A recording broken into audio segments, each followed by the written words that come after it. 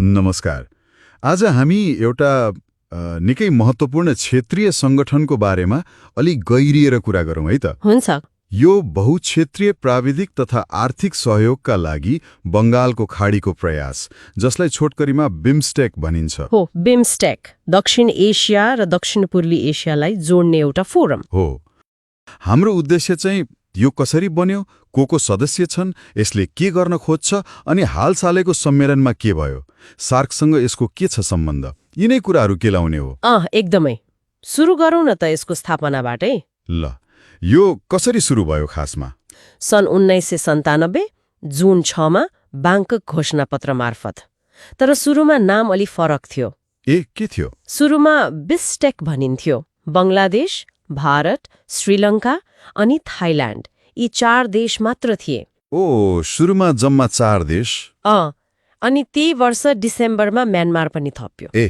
अनि नाम पनि फेरि होला? हो नि, म्यानमार आएपछि बिम्स्टेक भयो, म्यानमारको एम थपिएर।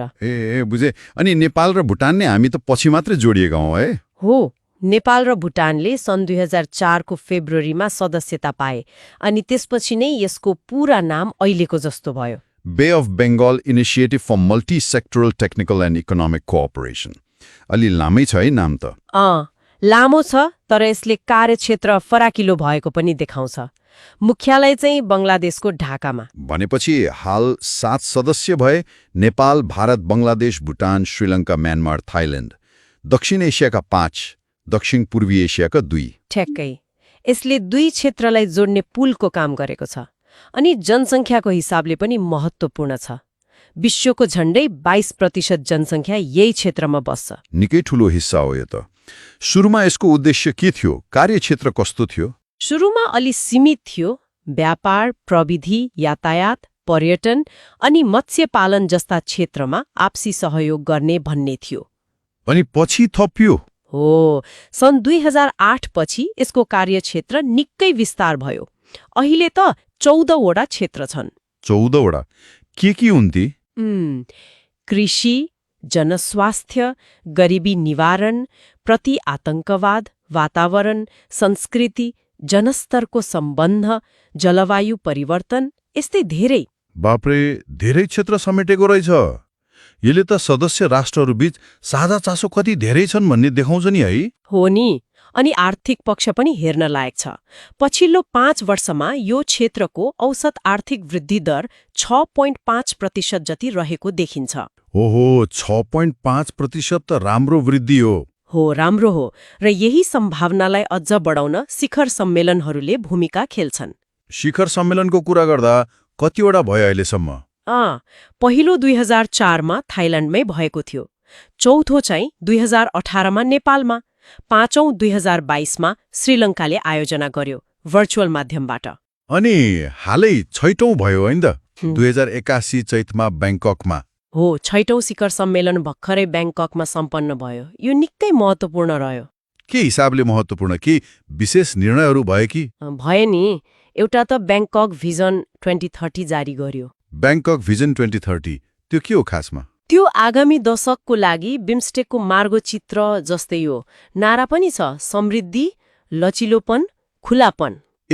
लचिलोपन र खुलापनले के जनाउँछ? लचिलोपन भन्नाले सायद जलवायु परिवर्तन, महामारी जस्ता चुनौतीहरू सामना गर्ने क्षमता बढाउने होला। खुलापनले चाहिँ व्यापार, लगानी, सम्पर्क सञ्जाल विस्तारलाई जोड दिएको देखिन्छ। सुन्दा त राम्रो छ। अरू केही ठोस काम भयो त? सम्झौताहरू नि? भयो। एउटा एकदमै महत्त्वपूर्ण काम चाहिँ बिम्स्टेक म्यारिटाइम ट्रान्सपोर्ट कोअपरेसन सम्झौतामा हस्ताक्षर हुनु हो। सामुद्रिक यातायात सहयोग सम्झौता। यसले के गर्छ? यसले बङ्गालको खाडी क्षेत्रमा समुद्री यातायातलाई अझ सहज, अझ प्रभावकारी बनाउने लक्ष्य राखेको छ। सायद बन्दरगाह प्रक्रियाहरू सरल बनाउने, नियमहरू मिलाउने जस्ता कुराहरू होलान्। यसले त व्यापार र कनेक्टिभिटीमा पक्कै सहयोग पुग्ला नि है? अपेक्षा त्यही हो। अनि अर्को कुरा, बिम्स्टेकलाई अझ परिणाममुखी बनाउने एउटा कार्यमुखी संयन्त्र बनाउने कुरा पनि छ। अनि भविष्यको लागि मार्गदर्शन दिन प्रबुद्ध व्यक्तिहरूको समूह इपिजी पनि गठन गर्ने निर्णय भएको छ। कार्यमुखी संयन्त्र विगतमा काम अलि सुस्त भयो भनेर हो कि? हुन सक्छ, कार्यान्वयनलाई गति दिन खोजेको देखिन्छ।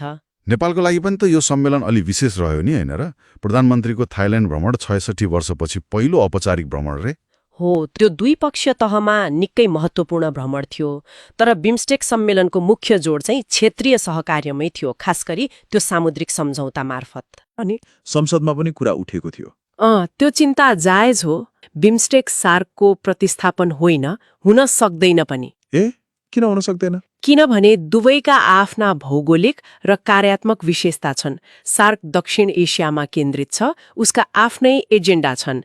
बिम्स्टेकले दक्षिण र दक्षिण पूर्वी एसिया जोड्छ, यसको फोकस अलि फरक छ, खास गरी बंगालको खाडी वरिपरि। भनेपछि दुवैको आफ्नै महत्त्व छ। हो, तर त्यो चिन्ताले के देखाउँछ भने नेपाल जस्ता देश जसले दुवैमा सदस्यता लिएका छन्, उनीहरूले आफ्नो भूमिका कसरी सन्तुलित बनाउने भन्ने सोच्नुपर्छ। हो त नि, राष्ट्रिय हितलाई केन्द्रमा राखेर दुवै मञ्चलाई कसरी प्रयोग गर्ने भन्ने स्पष्ट नीति चाहियो होइन त? बिल्कुल, स्रोतले पनि त्यही कुरा औल्याएको छ। सार्कलाई बाधा नपुग्ने गरी बिम्स्टेकबाट पनि कसरी लाभ लिने त्यो रणनीति स्पष्ट हुनु पर्यो। यो एउटा सन्तुलनको खेल जस्तै हो।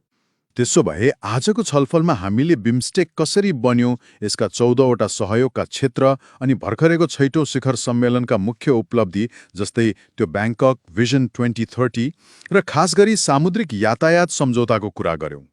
अनि सार्कसँगको सम्बन्ध र नेपालले लिनुपर्ने बाटोबारे पनि छोयौं। हो, अब अन्त्यमा के देख्नुहुन्छ? बिम्स्टेकको भविष्य कस्तो होला? हेर्नुस्, सम्भावना त ठूलो छ। दक्षिण र दक्षिण पूर्वी एसिया जोड्ने पुलको रूपमा यसले सहकार्य बढाउन सक्छ। तर अबको चासो के हो भने यो ब्याङ्कक भिजन र त्यो सामुद्रिक यातायात सम्झौता जस्ता कुराहरू कागजमा मात्रै सीमित हुन्छन् कि साँच्चै कार्यान्वयनमा आउँछन्? हो, कार्यान्वयन पक्ष महत्त्वपूर्ण हुन्छ। एकदम। अनि अर्को कुरा, यी 7 सदस्य राष्ट्रहरूका आफ्नै राष्ट्रिय स्वार्थहरू छन्। ती स्वार्थहरूबीच सन्तुलन मिलाएर साझा समृद्धिको लक्ष्यमा कसरी अघि बढ्छन्, त्यो हेर्न चाहिँ निकै रोचक हुनेछ।